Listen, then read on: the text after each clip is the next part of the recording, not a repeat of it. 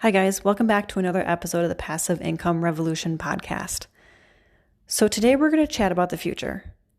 And I know maybe it's a little hard to contemplate the future right now because there is a lot of uncertainty. Maybe you're uncertain about what your personal financial situation is going to be on the flip side of this. Maybe you're even concerned about who may or may not be with you when all of this is done. We're all facing a lot of uncertainties right now. But that doesn't mean that we should disregard our future or put it off. Whenever we return to what's going to be our new normal, there will be opportunities that exist for us as real estate investors. And right now is the time to prepare ourselves for those opportunities.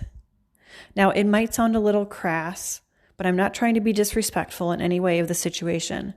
But there will be opportunities, and we should be ready as rental investors and real estate investors to take advantage of them. So this episode is about preparing ourselves for that future, whether it comes 2 months, 6 months, 9 months from now. And what are some of the opportunities that we might likely see in the real estate market on the flip side of this? Welcome to the Passive Income Revolution podcast, where we help you create the life that you dream of. Whether it's through real estate, entrepreneurship, or just savvy investing, we're here to help you make that dream life a reality. No matter if it's that yacht in the ocean or just a little extra time with your kids, we're here to help you. First, I want to take a moment to say that I hope all of you are healthy right now. You are staying healthy, and that those that you love are as well. If you are someone who has faced a loss as a result of this, you do have my sympathies. I have been lucky enough that I have not been personally affected by this virus yet. No one in my immediate circle has been affected by it. But if you have faced a loss recently, you do have my sympathies in this situation right now. So one thing that has already started to happen is there's been some financing changes. Financing regulations will change. We'll likely see higher loan to value ratios than what we saw before, something where we need to put down, 25%, 30% across the board.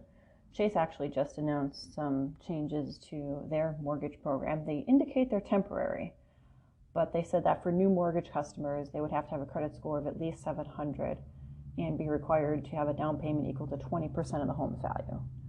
Now, I do feel like these are going to be temporary restrictions, just given the credit score that they're looking at. It certainly disqualifies a decent part of the population.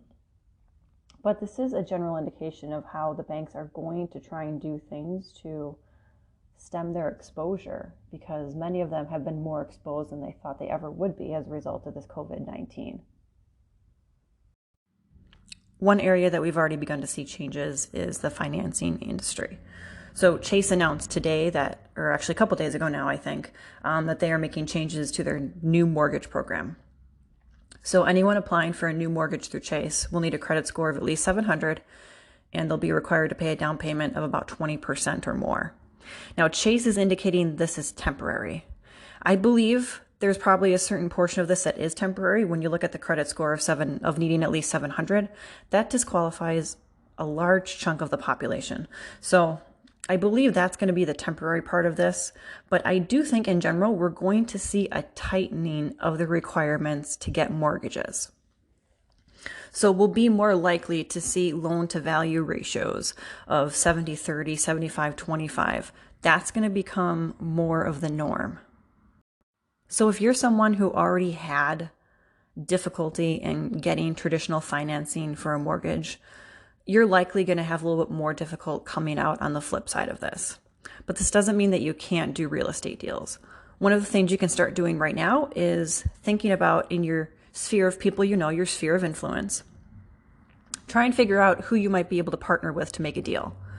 Remember that 50% of one deal is better than 100% of no deals.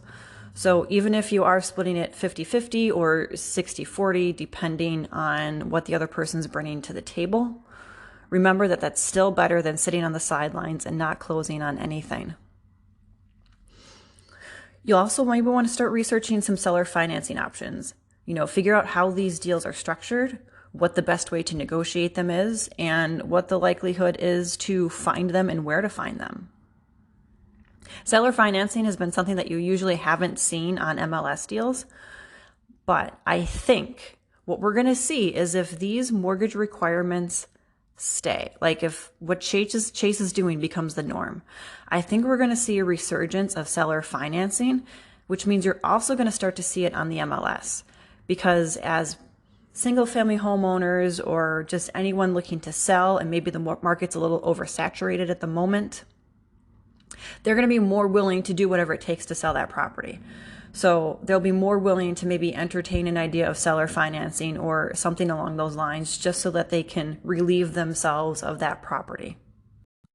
If you do think seller financing is the route you want to go, definitely put the time into the research right now. This isn't something that you can just approach an agent or somebody and just say, hey, would you do seller financing? This is something you need to research how it works, just the mechanics of it, what is expected for interest rates, and then what the length and general terms of these are. It's really important to know that ahead of time, because in most instances with the general public, you're going to be working with someone who has no idea how to structure a seller financing deal. And so you're going to need to make sure that both you and them are protected in the financing agreement. So maybe let's back it up for a moment. Why do I think that there's going to be these opportunities for seller financing? Well, first, there's going to be opportunities in general because of nervous landlords. Casual landlords will likely be scared off because of this pandemic we're going through right now. So people who had 1 or 2 properties because either they inherited them or somebody told them it was a really good way to have a retirement thing that you would sell at the age of retirement. These are the landlords that are probably getting very scared right now, and they're likely going to be looking to offload. But there's also the landlords that will be over leveraged right now, or they have very tight margins to begin with. So there are investors who didn't buy properly, and from the get-go, they have had very, very thin or maybe even negative cash flow. I know this sounds strange, but there are investors out there who have unfortunately bought deals that have negative cash flow, thinking that the equity down the road will make up for it. So these are the people that are over leveraged right now going into this. Then there's also the people who maybe had a lower per door net income threshold than like what I would do. And these are the people that are going to find themselves in trouble because what was normally $100 of positive cash flow or $70 per property, that's maybe no longer there because you have one person who doesn't pay rent and that net income is gone. So these are the landlords, again, who are going to be looking to offload their properties. And that's where this opportunity is created. It's created from the nervous landlords, the over-leveraged, and the ones with very tight margins right now. So how does this actually create seller financing opportunities? We know they're over-leveraged. We know they're nervous. Well, that all makes them motivated, maybe even desperate sellers. Maybe they even will recognize the new financing constraints that will exist on the other side. And they realize that this is a burden for you to try and get financed for the property. And if it's a burden for the buyers to get financed, it's going to be harder for them to sell their property. So if it's anything that's possible for them, they will likely consider seller financing as an option because it does help relieve the burden on their part that they're so desperately trying to get rid of. Now, in general, understand that seller financing is not a long-term financing strategy. This is not something where they're going to finance you for the normal length of a 20, 25, 30-year loan. In most or all of these cases, it's going to be for 10 years or less, but I think you're likely going to find it on average to be maybe for 2 years or 3 years if you don't have a relationship with the seller. If you have a relationship with the seller, then you might be able to find yourself with a little bit longer term seller financing. Now, the other opportunity that is beginning to exist is in commercial properties. Now, I know we've all heard in past years about how commercial's dead, don't get a commercial investment. I think that's mostly spoken by people who don't have a lot of creativity in their minds to recognize where the potential opportunities are in owning a commercial property and what kind of businesses still require a storefront or physical location. Right now, because all of these restaurants are closing, there is a bunch of restaurants closing across the country because they can't sustain off of the carryout and delivery for very much longer, or maybe they can't anymore. So these are going to be commercial spaces that are opening up. Professional spaces are also likely going to be opening up because as many of these companies have made the transition to working with their employees remotely, something that before they feared because they wondered how are they going to regulate production and efficiency. They've been forced to work out all those kinks just to survive in these 60, 90, 120 days. So we're going to see many of those companies trying to figure out ways to completely operate without that physical office. So where are they going to do conference meetings if they don't have the physical office? Where are they going to store their files? All those things are going to be worked out because if there's small things that are preventing them from getting rid of that commercial overhead, they're going to figure out how.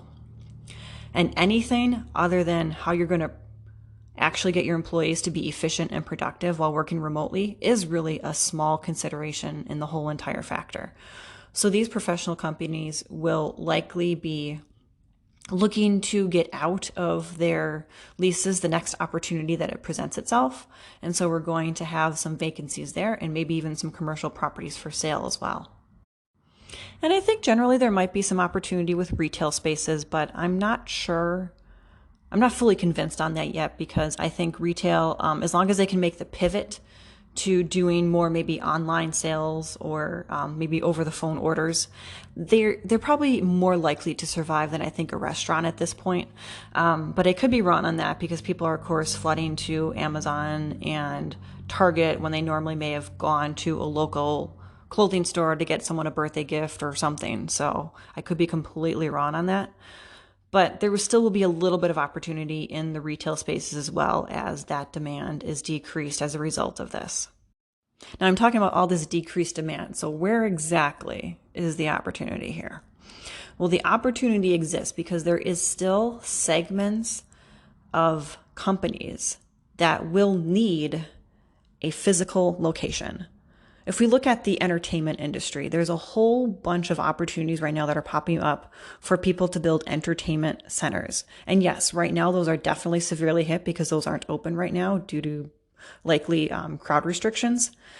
But this is something that likely isn't going to change. There will be a resurgence of it when we come back because entertainment is one of those things that's really hard to replicate in our home. We could all put an effort into making more food at home and being a better cook at home. It's hard to put that same experience from any sort of entertainment facility, whether it be a murder mystery place or a go-kart place or some of the more random like entertainment, physical activity places that are popping up. It's hard to replicate those in your home.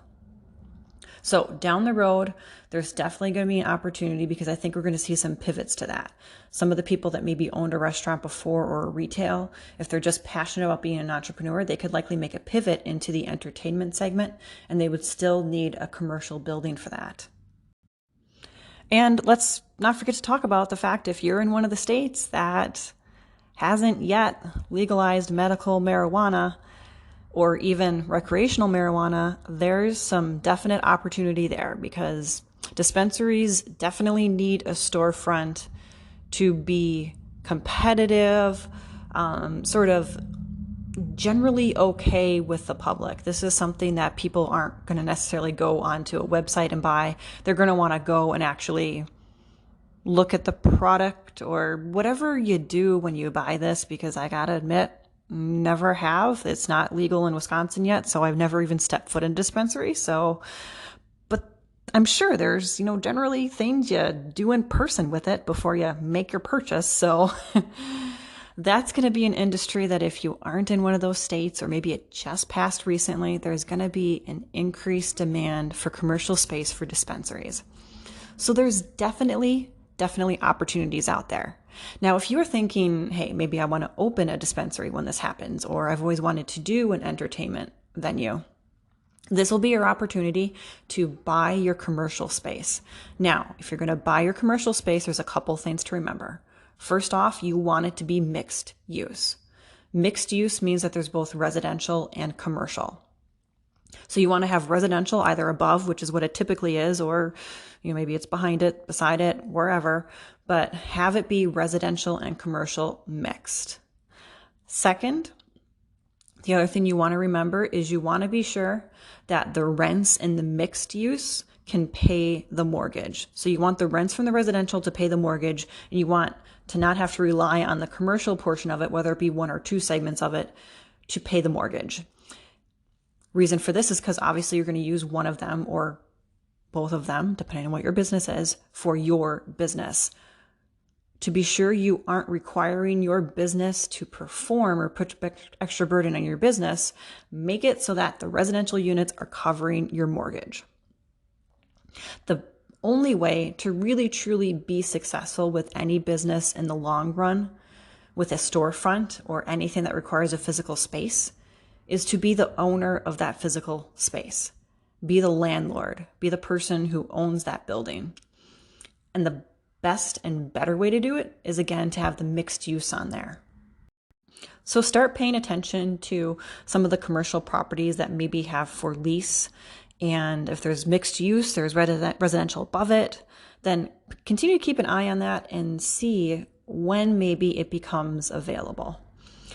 Because as these businesses vacate the commercial, there's a likely chance that that property is going to go for less when that commercial is vacant than when it's occupied. So if a space has 3 commercial and 5 residential, if you can get it when 2 of them are empty, 2 of the commercial are empty, that's likely going to be a pretty good price decrease for you to make your offer and get it at a good deal.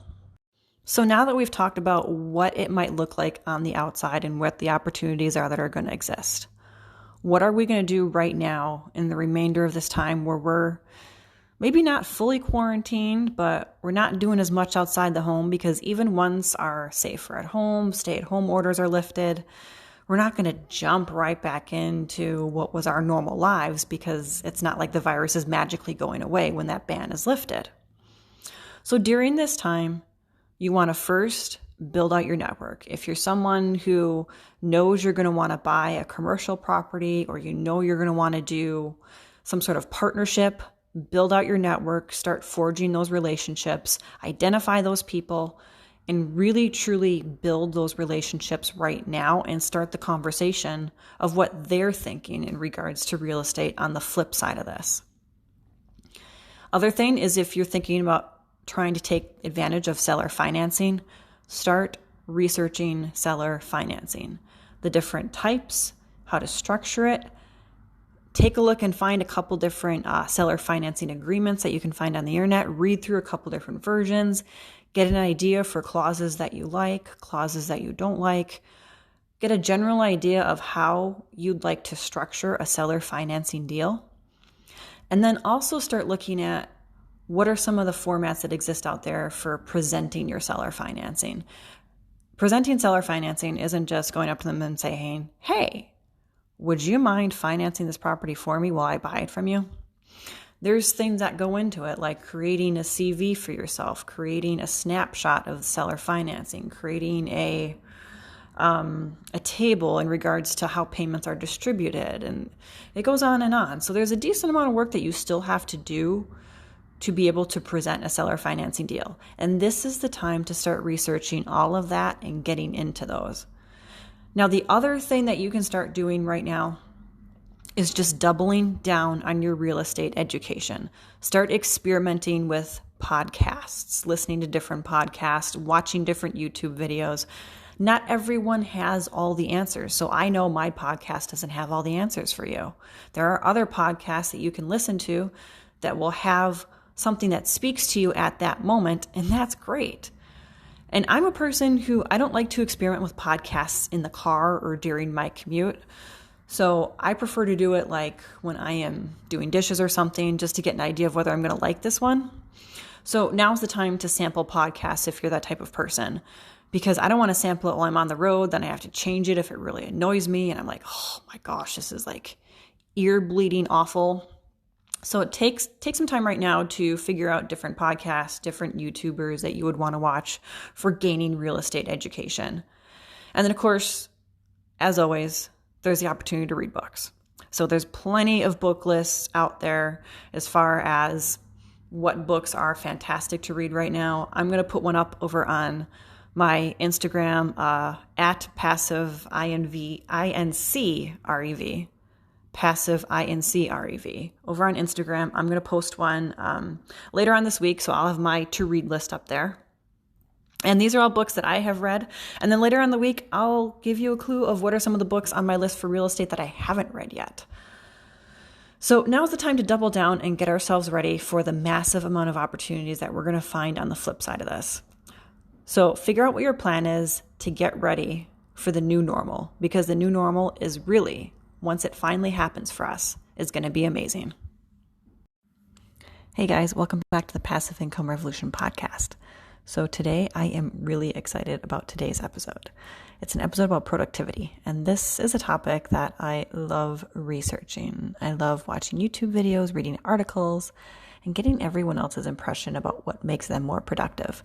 And over the years, I have tried various things, and then now I'm going to give you my top list of things that I have done to make myself more productive. So right now, discussing productivity really seemed like a great thing because I've been focusing a lot on reevaluating my schedule and some of my productivity methods, bringing in some of the things that have previously worked and changing out some things that maybe didn't work so great for me. So I thought this would be a great topic because now I feel like going into sort of like, everyone hates this term, but the new normal, our new world out there where things are starting to pick back up. This is what I'm going to be utilizing in my day-to-day life to keep me on track and to keep me productive. You know, now's the time to make new habits. I talked about this in an old podcast, and I still think that's true, that even though life's starting to go back to a little bit of what we were used to, this is still a great time to make new habits. So it's a great time to readdress our productivity and see if there are ways that we can improve it. Because right now, life is still a little bit less busy. It's easier to make these new habits. There's still a lot of things that are going on virtually versus driving places. There's some things that aren't open yet. So while our time has a little bit less demands on it, this is when we should be focusing on implementing new things.